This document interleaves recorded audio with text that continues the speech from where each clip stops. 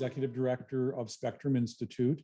And today I'm interviewing George Raya, a pioneering law student and activist from the 1970s and even prior to that. And this is part of our Birds of a Feather project, which is commemorating law students and lawyers from the 1970s who were involved in gay rights advocacy during that era, and many of them beyond. Many went into AIDS and HIV advocacy and so on. With that, I am going to ask George to introduce himself to our audience, and then we'll begin the conversation. My name is George Raya, born and raised in Sacramento, 73. Went to Sac State, then started law school at Berkeley, 72. Was there for 2 years and then dropped out because I became a heavy activist. Moved over to the city, worked with people there, and eventually became California's first full-time gay rights advocate, December 74. And then you went back to law school again? I went back in 1977 to what became Thomas Jefferson School of Law in San Diego.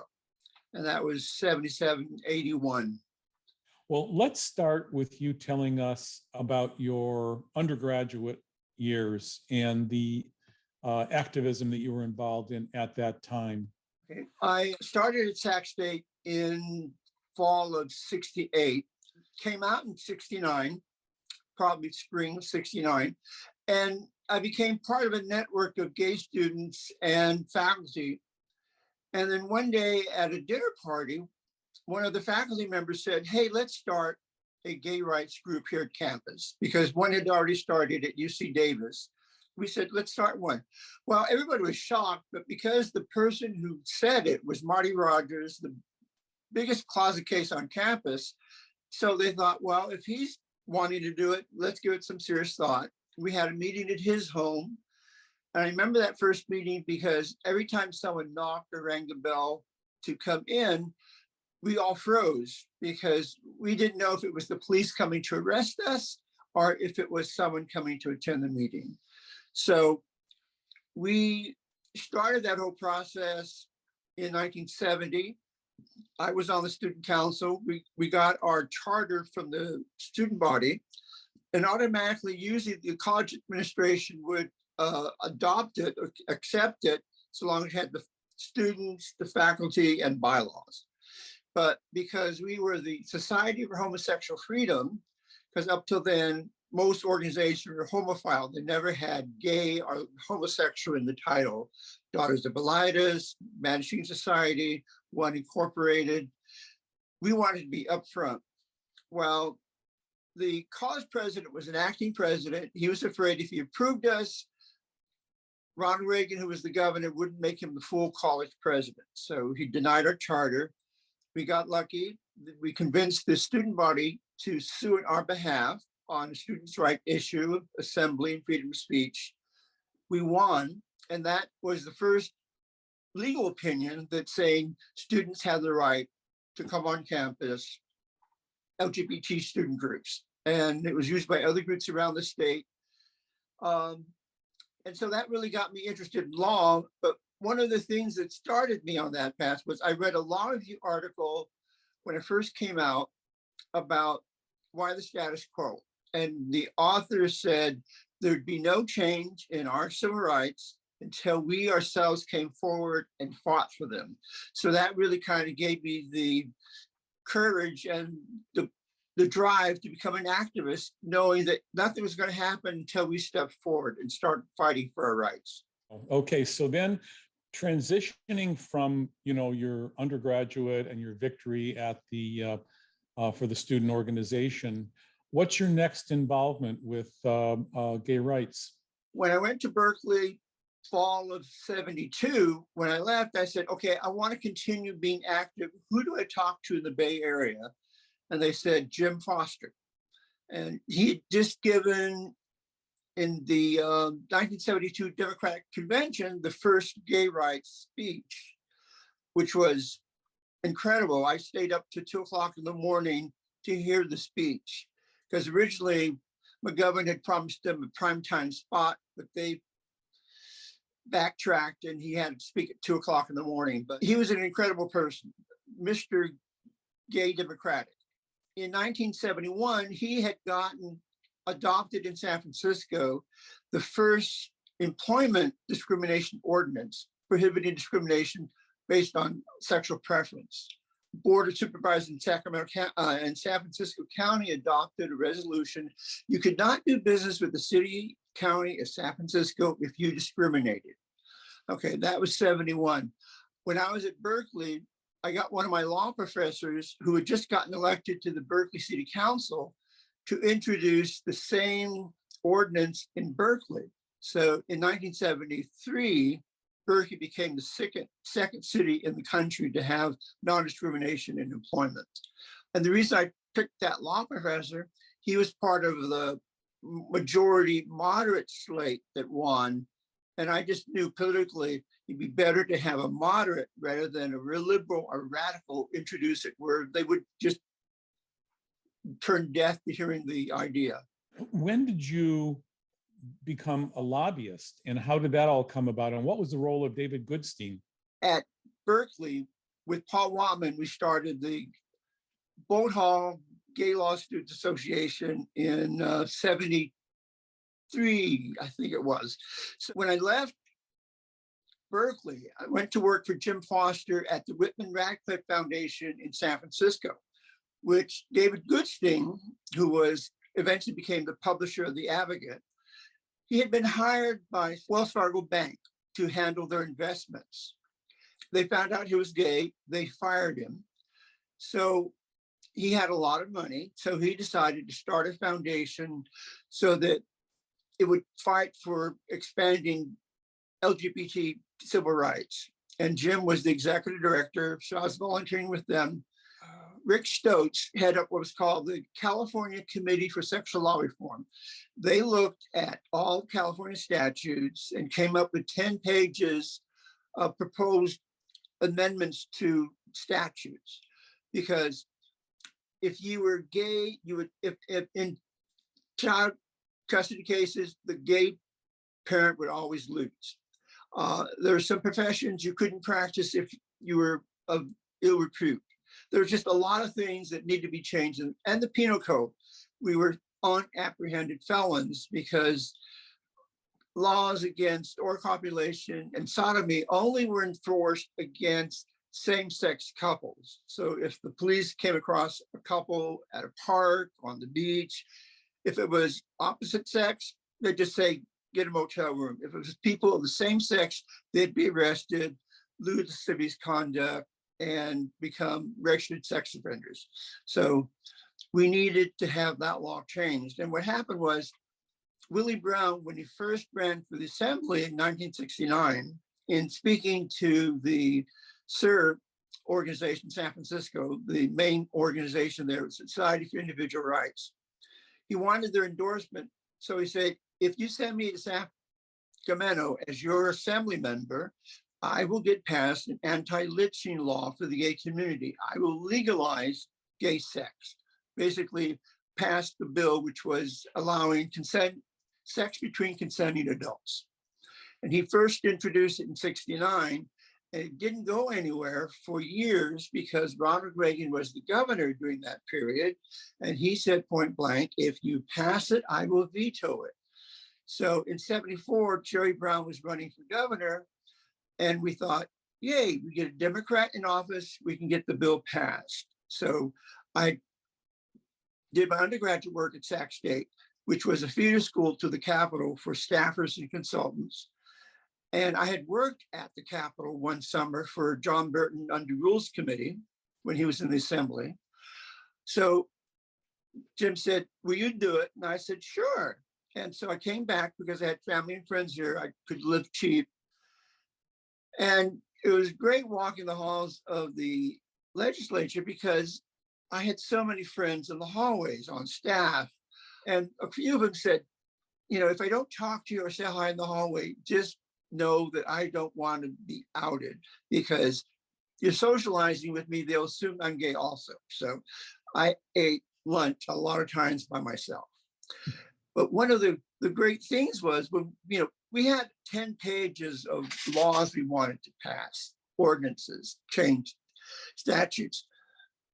When we were working on AB 633, which was ending discriminate, add sexual orientation to the UNRU Act, when we had a meeting with Legislative Counsel's office to draft the statute, the person that walked in representing legal services was one of my old classmates.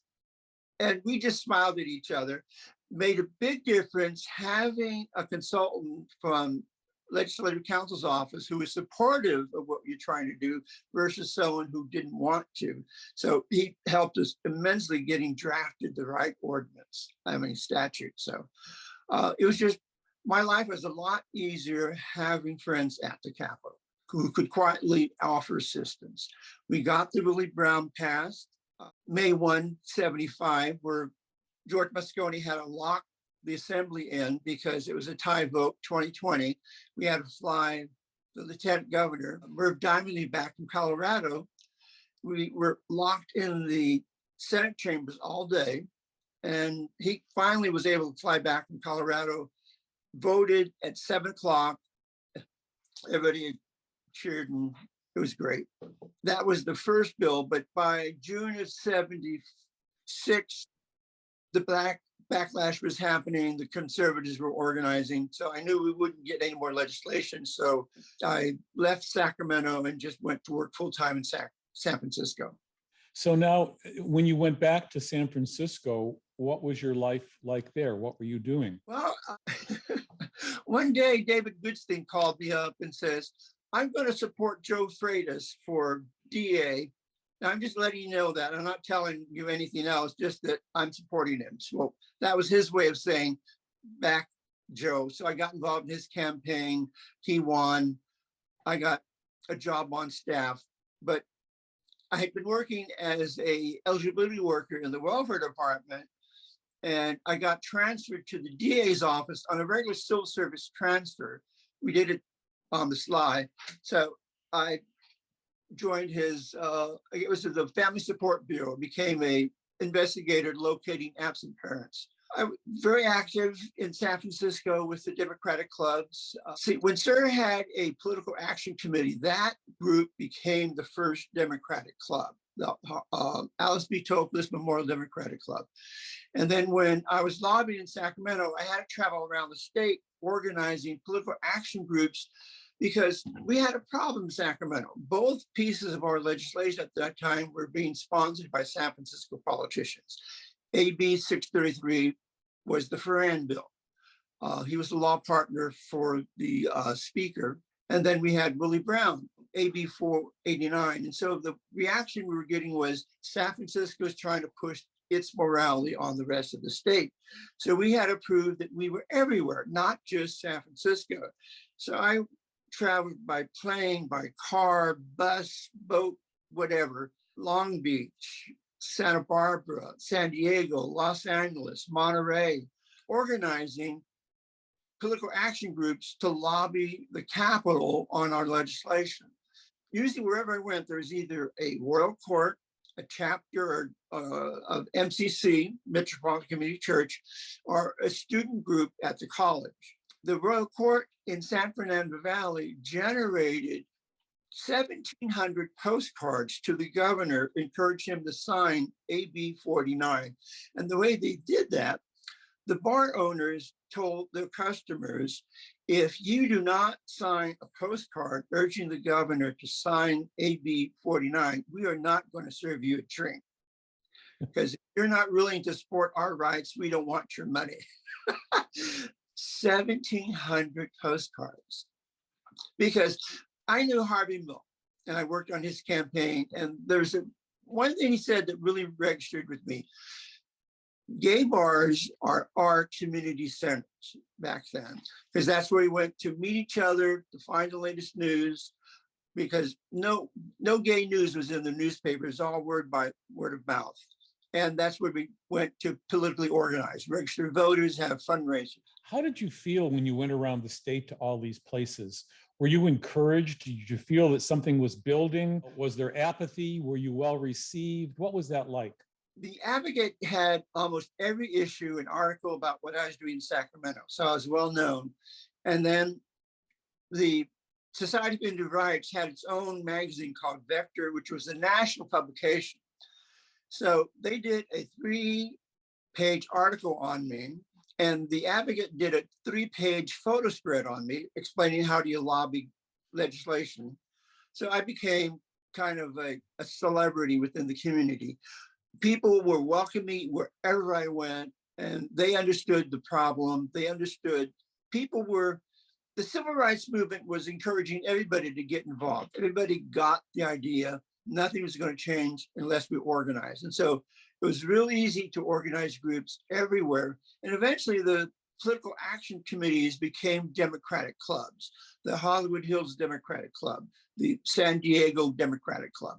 I was traveling everywhere, getting the community organized. And really, that's why we won in Sacramento, because they saw that we had a statewide organization. It just wasn't San Francisco saying, we want this. We had a lobbyist in Sacramento that said something about the community, that we're organized and we could fund something like this. How were you received by the Latino community? In 1966, when I was a junior in high school, I saw a card on the school bulletin board saying, if you're interested in helping to organize a conference to encourage Latino youth to go to college, meet at this room. And it turned out a friend of mine's sister had returned from the Peace Corps, and she decided to continue what she was doing in community organizing, identify potential leaders, encourage them, give them training. Well, she did that with me. And so I became and helped organize what was called the Mexican American Youth Association. And we had chapters at the high schools and the local colleges. And a few years later, they became MECHA. So I got my first organizing with the Latino community. And one of the reasons I was effective there was I was not willing to accept the stereotypes that people had about Latinos. So when I became active in the gay community, same thing. I was not willing to accept the stereotypes for our community. And that really helped a lot, because people react to you how you present yourself. And so I was there as a proud out gay person. And at first when I started really getting involved, it was in the Bay Area. And in the Bay Area, they had activists who identified both as gay and Latino. And when I came back to Sacramento in like 1990, I was the only one in Sacramento who self-identified with both. But now the Latino community has come along, and there are a lot more people who are identifying gay Latino. And I was kind of like in the forefront of that for the Latino community. And I think I really made a difference, because I've had college students come up to me and just say, we're so happy you're there and what you're doing. Now, tell me about your relationship with your family and your coming out process with them, and how were you received by your family over the years as you became more well-known in the press and all of that? I was the fourth person in my family to come out. And I had two older female cousins, two lesbians, and an older cousin who nowadays would have been called a transsexual. The family was accepting of us because we were family. I used to go to family reunions, and there was one couple, Betty and Tony. Betty would go to the kitchen with the other women and do the cooking. The kids would go off to the movie house, and the men would sit around, smoke, and drink. Well, later on, I found out that Tony was a woman who liked men's clothing and wore hats. And the two children they had were from a previous marriage that Betty had. So this was like early 1960s. The family was accepting. And then also the gay cousin I had who was transsexual, his father was the most prominent member of the family. So no one was going to say anything against. And his name was Juan Molina Jr. And in the family, he was Junie. You know, everybody accepted him And, you know, he was into wearing women's clothing. Did you have any interactions with the Catholic Church in your lobbying days or otherwise? And how did that go? When I was lobbying, we had what's called brown bag lunches.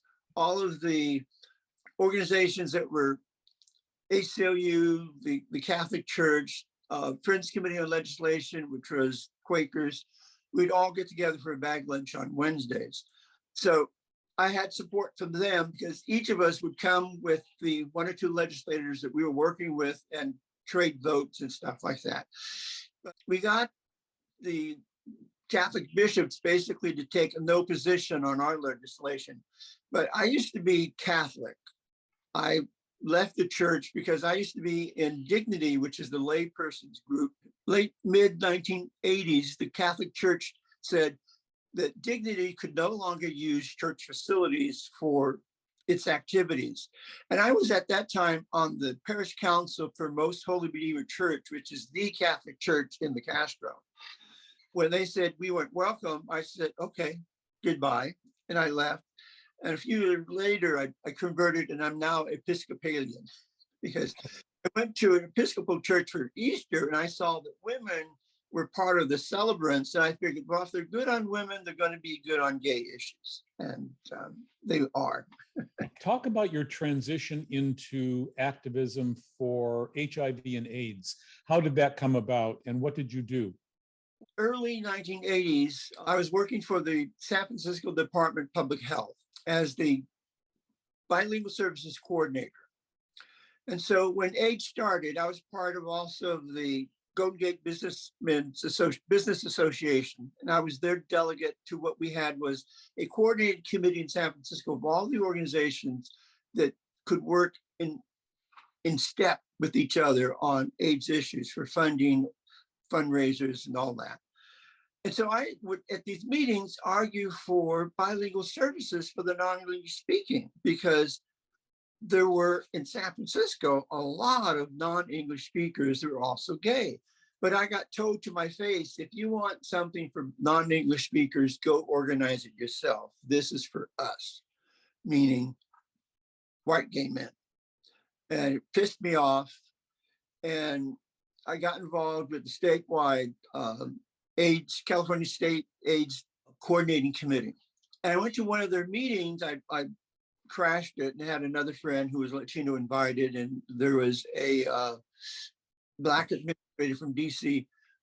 We had lunch and he told us this was happening across the country, that people were being discriminated against and that the funding wasn't going to where it was needed within the people of color communities. So he asked me if I wanted to be on a review panel for a $3 million grant the County San Francisco had applied for. And I said, yes. And when we had a conference call saying, do you support this application for funding? I said, no, because the level of neglect on the part of public health in San Francisco borders on criminal neglect and the lack of services for the non-English speaking. So, because minorities are shortchanged when it comes to health services, and it carried over to AIDS services, and it still continues today, unfortunately.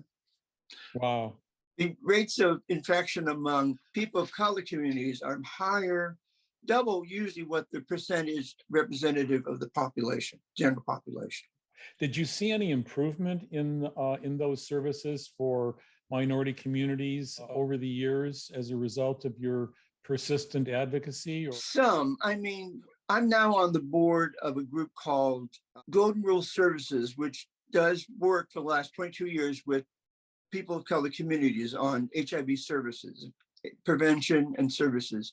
Now that there's more funding, we're having regular people of color organizations develop satellite offices that will target people of color just to get some of the funding. So some has improved, but some of it still hasn't changed. What do they say? Follow the money? Really, we're seeing more, yes, but it's still, a lot of things have not changed.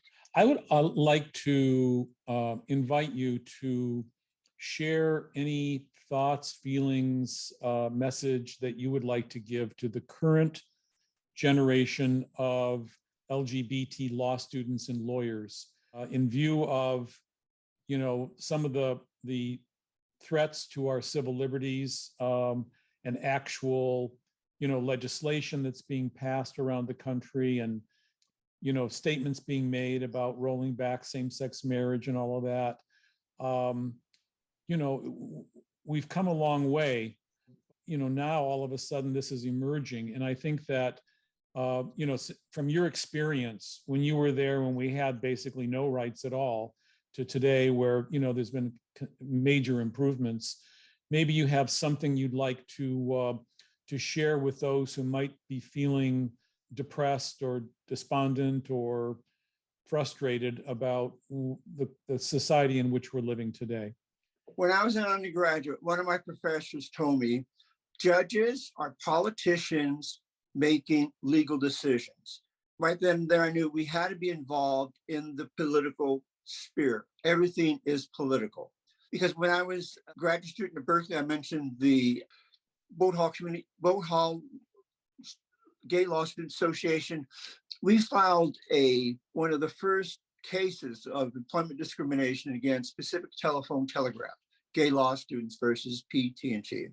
The ruling was that coming out was a political act. Therefore, it was political speech, protected political speech. Like Harvey Milk said, we have to come out, we have to organize, because the judges being appointed are political decisions. If we are not active in politics, we're giving up so much. And as we've seen in different states, there is the rollback, but that does not mean give up.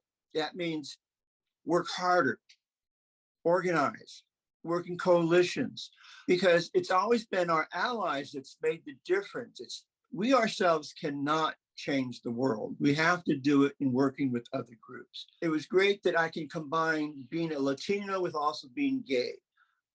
There's so many interconnecting factors. A lot of the activists in the DREAM movement are Latino gays. So it's all interconnected. We just have to continue organizing, not give up, get people to the polls and vote. Okay, well, is there anything else that you would like to share? Anything we missed? Have we covered the territory? Going to the White House. Yeah, let's talk about that. Because I was so prominent in gay politics, the National Gay Task Force got a meeting with presidential staff, March 1977. The way that came about, Jeannie O'Leary, who is one of the co-chairs for the task force, was dating Midge Costanza, who was on staff, presidential staff. She was head of Jimmy Carter's community outreach program, basically. So she got us a meeting. All of us were given responsibility to doing a paper on what needed to be changed in a particular federal agency. Mine was Health and Human Services. And I didn't know anything at that time in 77 about health. So I just put out the word on the network, on the grapevine, what are our issues? And it came back. Hepatitis at that time was the big killer within the LGBT community. I had friends that I'd hear they went to the hospital and then they're dead because of liver failure. So at the conference, the White House conference, I said, we need more research on hepatitis. And I got in trouble because I talked about sex, and it was supposed to be, we were so happy and thank you for inviting us. But because I put forward that proposal, Mitch Costanza took all of those white papers to the individual departments and pushed for them. So we got a 3-year study on hepatitis in San Francisco, 78, 79, and 80.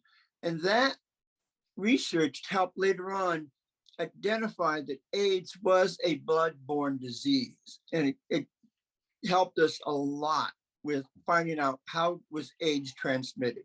Yeah, I was really happy to have gone to the White House for that conference. I'm really glad that you didn't heed the advice to just be polite and thank them for allowing you to be there and so on. But we have to push the envelope. We have to speak up. You know, you can do it in a way that's polite, but forceful and persistent, I guess. The important thing is you got to stay involved, and we got to be at the table. We don't get anything done if we boycott something, or if we say, oh no, it's 100% no compromise. Sometimes you have to compromise to get half a loaf, better than no loaf at all. Right. And I think that's pretty much how we gained our rights over the years. You know, domestic partnership became before marriage. Non-discrimination started with city contractors and eventually expanded to other areas. So it's an incremental approach. For years, I did not understand about gay marriage because I was single. So I thought, well, I'm not going to get married. Why should I care about marriage equality? And then I got it, that the general public understands marriage. You're marrying the person you love. And everybody could relate to that. So that's why eventually I came on board and said, yeah, marriage equality, marriage equality. So now we still have to get a national legislation on employment rights, because you can get married on Friday in Texas and then fired on Monday. So we need to push that forward. Okay, well, listen, I think we're going to end it here. It was a great conversation. I know it just scratched the surface of the activities that you got involved in, and you have all these stories I'm sure that you can tell and so on. But I want to thank George Raya for your service to the community over the decades. And I'm glad you're still here to tell the story. Many of the people aren't, as you know, and we're honoring them too. Like you mentioned, Rick Stokes and David Goodstein and others. They were also trailblazers who were commemorating in this project. But I'm just pleased that some of the ones that are still around and still have their faculties, because not all of them do. Some of them are experiencing age-related dementia. So, you know, we experience the same things that everybody else does. One of the differences I've noticed was that when I was involved, I was usually the youngest person in the room. And when we went to the White House, I was the youngest person there. So yeah, I got involved. My first LGBT conference was December 1969 at Berkeley, the West Coast Gay Lib Conference. Because when I went to San Diego a couple of years back for the 40th anniversary of my being one of their grand marshals at the very first San Diego parade, Gay Pride Parade, people couldn't believe I looked so young. That had been 40 years since the first San Diego Gay Pride. So, okay, well, we're going to end it here. And thank you, George, for doing this interview and for everything you've done.